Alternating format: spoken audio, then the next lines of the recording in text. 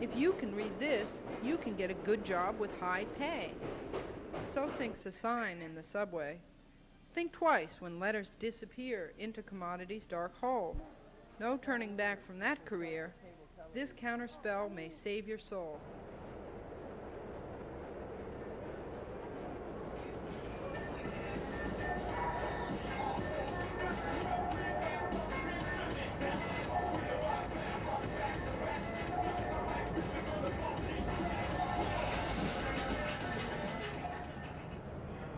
Subway ads are a special subgenre of the selling circuit.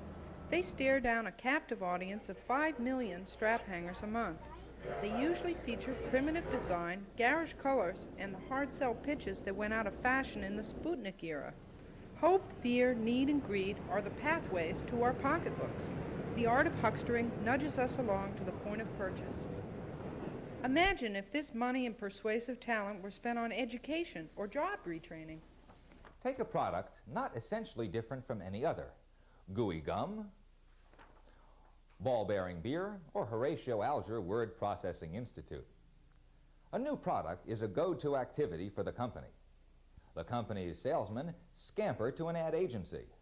The campaign cooked up includes print ads, broadcast ads, billboards, and subway ads. Ad psychology is applied. Inside each of us is a person who is worried about his money, his age, his looks, his health, his family, his happiness, and whether people like him or hate him or worse, simply ignore him. Professional manuals advise ad men how to speak. Advertising copywriters write down to the consumer deliberately. The writing yardstick lets them know how simple to be.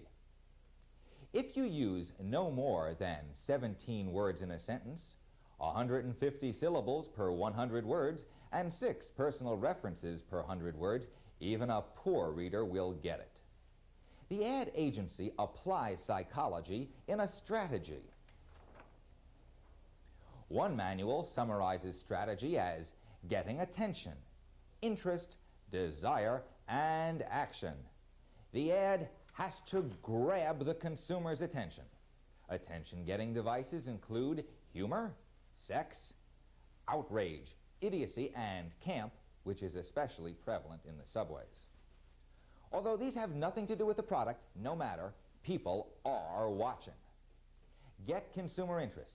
Make them read on long enough to absorb the idea. Through a relaxed style, direct address talks to you. Relate the product to a pleasurable sensation, or trade on anxiety. We all know about that. Stimulate desire to get some pleasure or ward off a threat. Get action. It's urgent. Subway ads are direct. People surface and shop. See, it's simple. AIDA. As the campaign gathers momentum, the total impact bypasses the rational part of the brain. Instead of appealing to the head, they make an emotional impression. But by thinking about how it's done, we can stop the process, interrupting between interest and desire.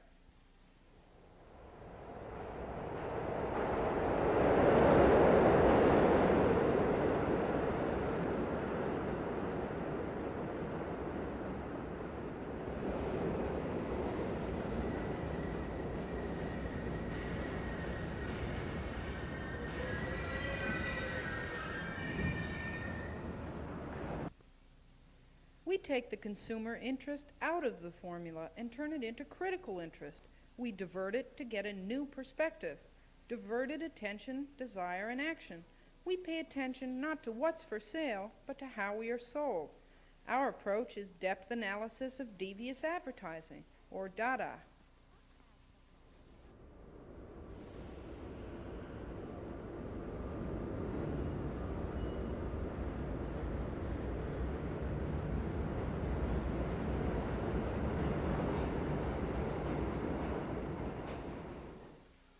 Advertising sees society in just one way, the way that helps push social desires in a profitable direction. The ad man uses a hotline to your id. The advertiser places a person-to-person call, and away we go. To be effective, ads must speak directly, fast.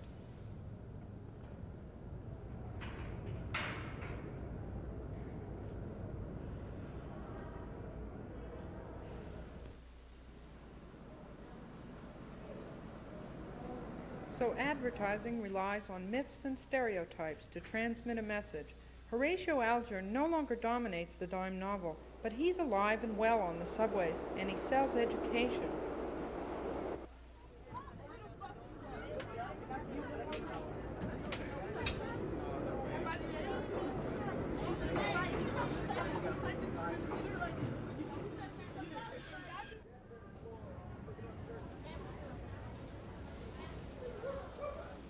Once upon a time, as a 16-year-old high school dropout, I would read matchbook covers.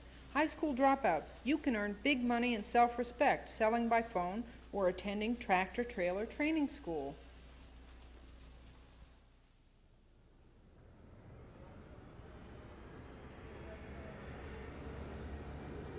I never see these offers anymore, but that hole in my career counseling has been filled by subway ads promising a yeasty rise up the employment ladder. You too can train to be a bank teller in 3 weeks. Or should we suppose that this is a vault-cracking opportunity, since teller jobs pay poverty wages?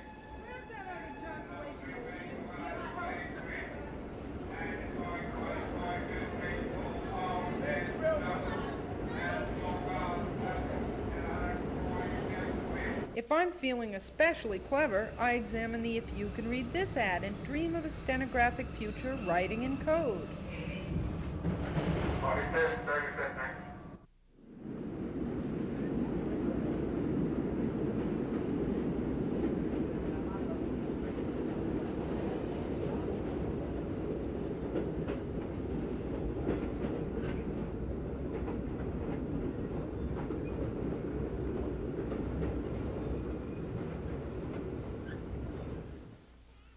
The ads assume you're traveling to get somewhere in life.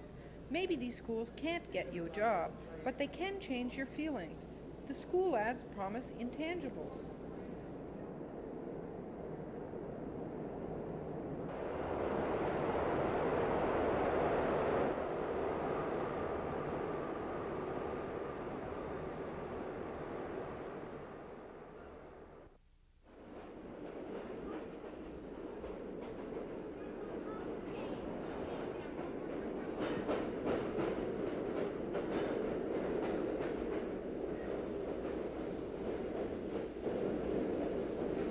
Will skills, confidence, and self-respect do the trick?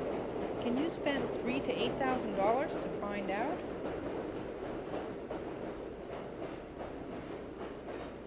SCS spends around $500,000 per year on subway ads.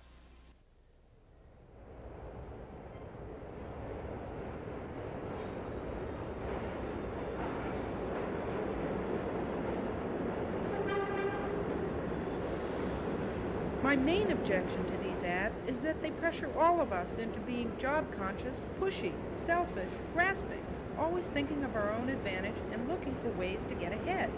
And why is all this job retraining occurring by pouring scholarship money into profit-making schools? These school ads are more about behavior than about easily acquired skills, and I don't think I want to learn their manners for good employees anyway. If the cutthroat real world won't hire you, you can dress for the part. John Adams pinned it down when he said, "Today I am nothing, tomorrow I may be everything."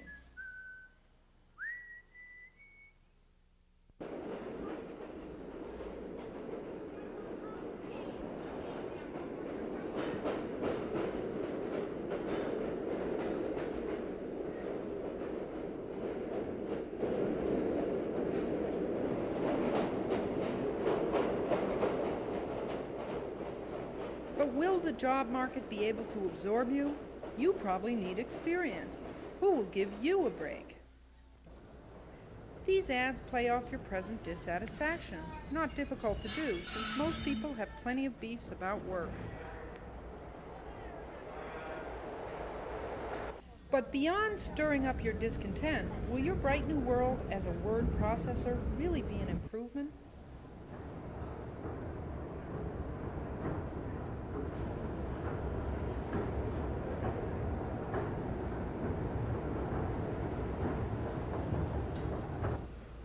The Horatio Alger social escalator assumptions of these ads fall apart when you look closer. It might take more than study and patience, even if you read on your way to and from school and work. Diligence isn't all that counts.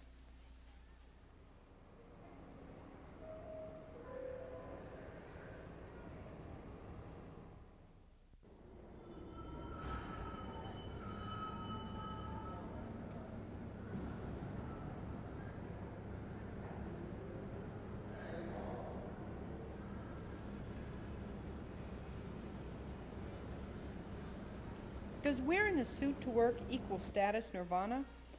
The ads, like society, shuttle people into socially appropriate slots. Men are confident, commanding leaders.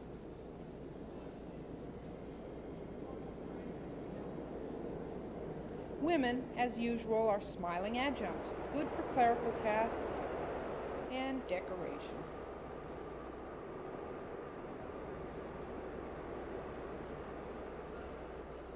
It seems paying for something makes people take it more seriously. Maybe you could have learned all this in high school. Did your free public education prepare you for anything? Why not?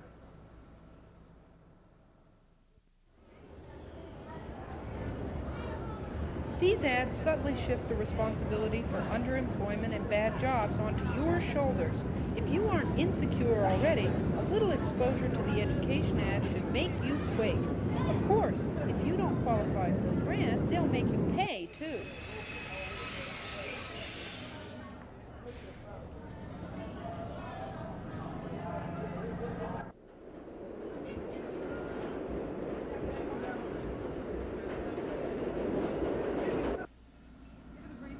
What's the context for this big job change?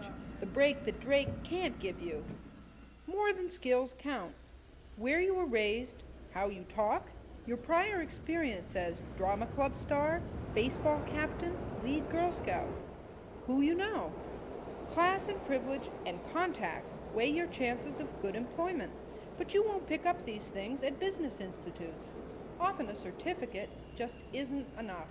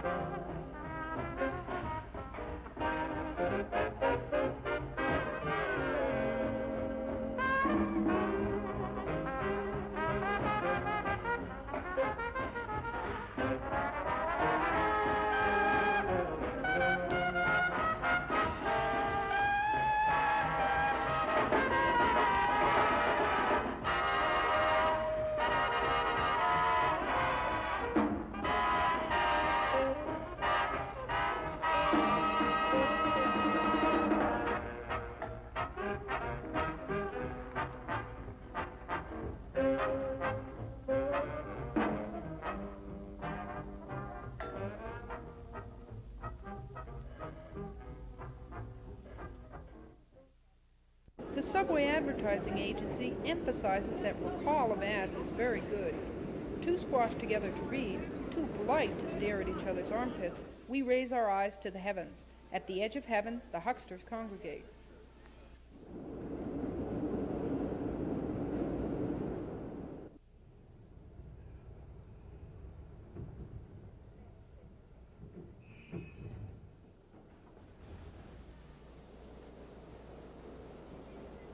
Visually, the underground is fully equipped. Food, sex, status, reading material, recreation, education, health, government, adventure, crime, addiction, dirt, and detergent. All are easy to find. But he was watching you. The guy with the toys. I don't know what he was going to do.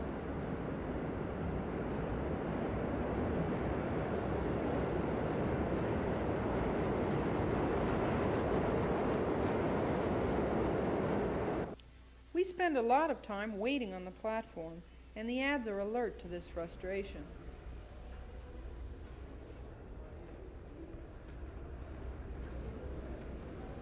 Sometimes life underground is perilous, and like life, sometimes it's hard to make yourself heard.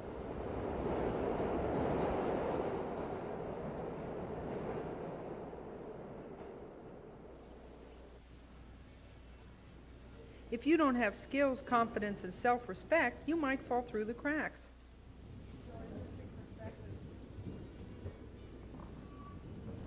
Sometimes the lights go out just when you get to the good part.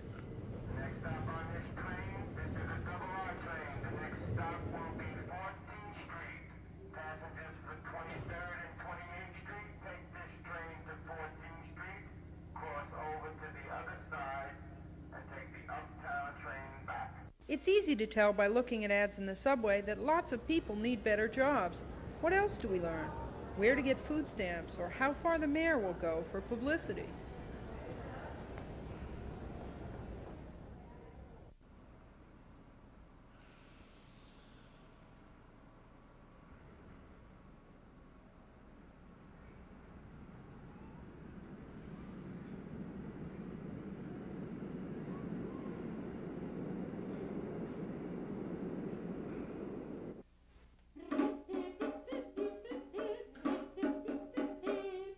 How about our other habits?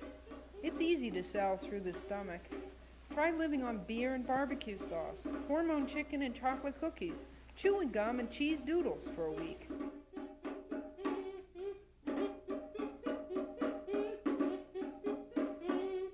During the feast, expose yourself to diabetes, hypertension, cancer, cirrhosis of the liver, and cardiac arrest.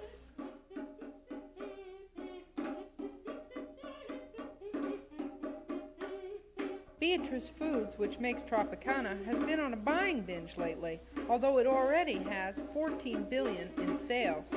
The trend in the food industry is to large mergers. That's a good reason for them to talk about how homey all their food products taste.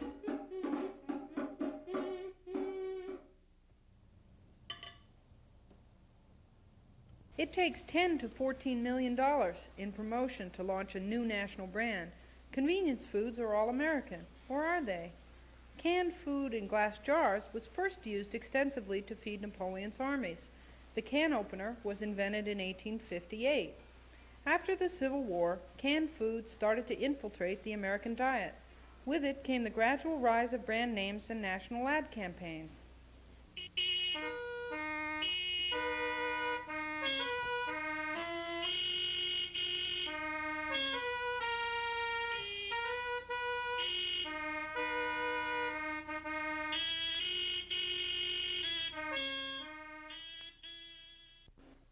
Look at this national ad campaign. What a battle.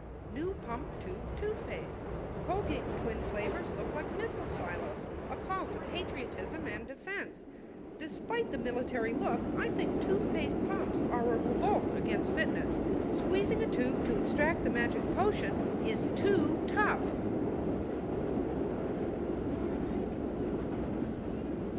But even without fitness, the military pitch is irresistible. Charge there, you morning grunts. Get that toothpaste over the gum hill. a private act in a public arena. The bright mouth imperative is as urgent as a defense policy, twin flavor silos, and an army mustering against tooth and national decay.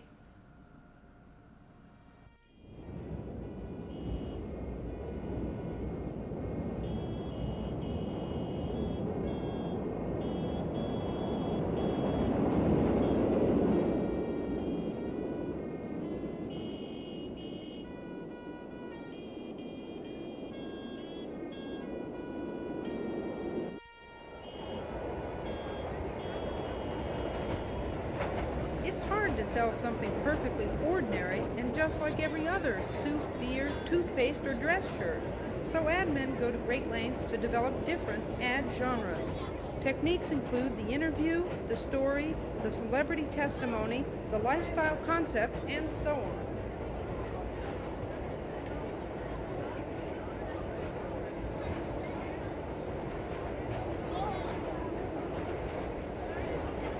A regular person testifies for Drake. Guilt, guilt, guilt. But what's a single mother to do without daycare on a clerical salary? What good is Drake?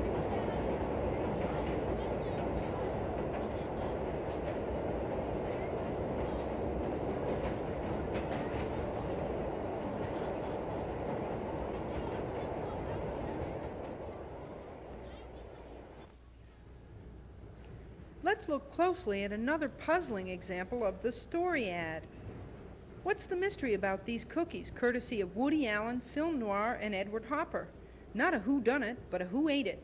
Must he hide his guilty little secret, cookie addiction?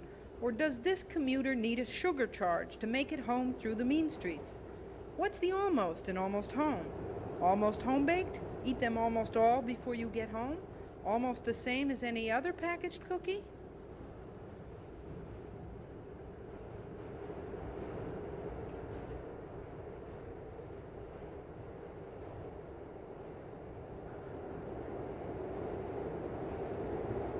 Usually, traditional family values are the glue that holds ads for household products together.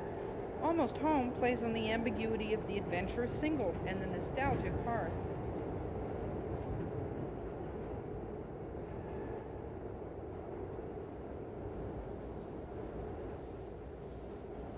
But another member of the New York family, numbering 1 billion in our fair city, isn't so traditional. Spends his time in motels with wanton companions and doesn't believe in Planned Parenthood.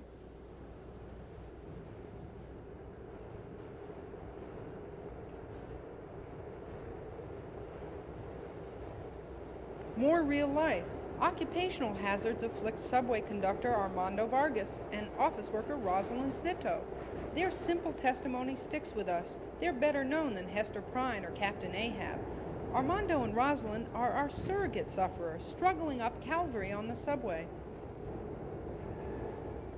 Pele's endorsement is delightfully believable because his work and his pain connect.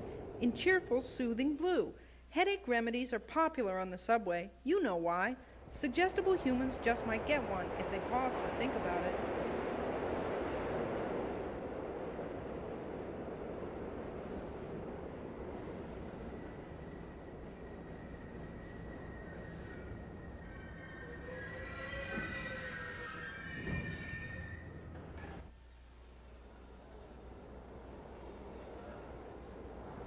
Suggestion is the name of the game, for ads on the subway and other ads too. Since I like thinking about the world of subrational impulses and appetites, I like looking at subway ads. They're pathetic, melodramatic, and camp. That makes me wonder about possible emotions evoked, not any possible purchases. The only problem is they don't go far enough. The graffiti surrounding the ads makes them look stylistically retarded.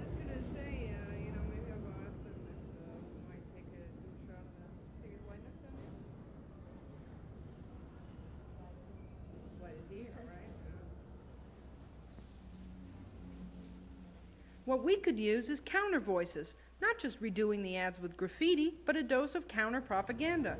In 1983, Group Material, an artist project, hung 100 ads in the subway. Not all of them pleased the New York Subway Advertising Company. It complained about Merger King because McDonald's is one of its biggest clients. but eventually A Tale of Two Burgers went up, along with many other artists' ads.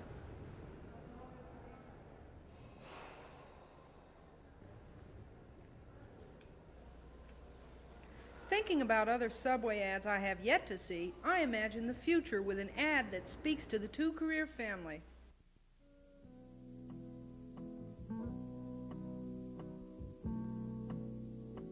Hi, honey. I'm home. I'm hungry. What's for dinner? Coming up, roast beef.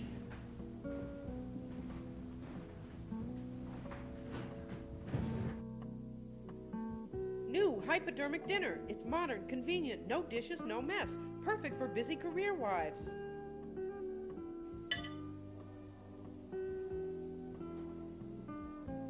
Gee, honey, you've really outdone yourself tonight.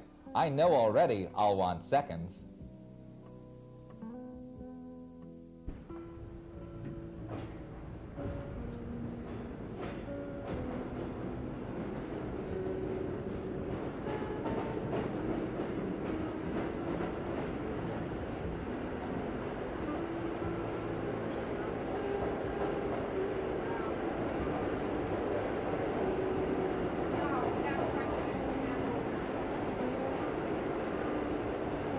Also thanks to Dan Pincus, Victor Sanchez, Lee and Jack Horowitz, composer Wendy Chambers, and Monday McLaughlin and the artists of Group Material, poem by James Merrill.